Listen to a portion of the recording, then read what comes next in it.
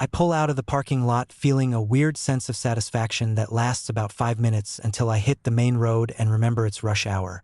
I crawl through traffic, listening to a podcast that I'm only half listening to. I get home, haul my single bag of stuff inside, and realize I forgot paper towels.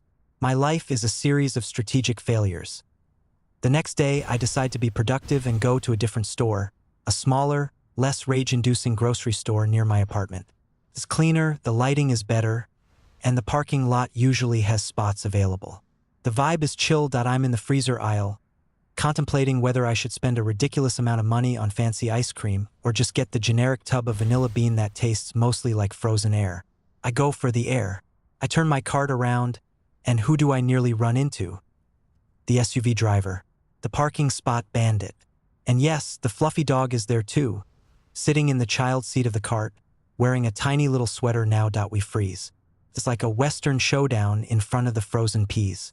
The bandit looks at me, then down at my cart, which contains 1 carton of air cream.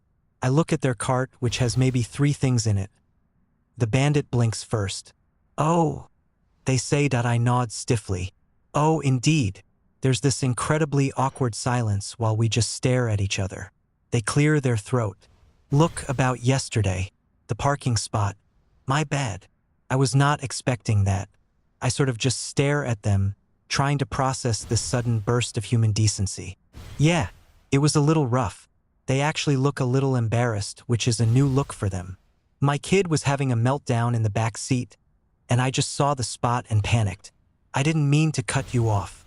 They gesture vaguely at the dog in the cart.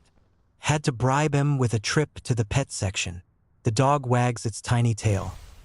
Okay, well, that deflates my righteous indignation pretty quickly.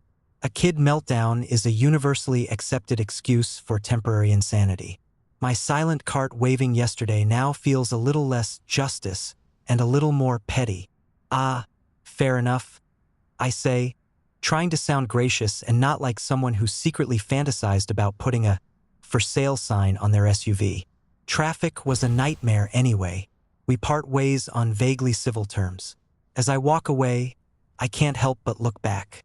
The bandit is pointing at the frozen peas and talking to the dog like it's a person making a dietary decision. The world isn't always fair, and sometimes you don't get the spot. But sometimes the parking spot bandit has a valid reason and a fluffy dog in a sweater. Still going to look for my paper towels, though. The saga never truly ends.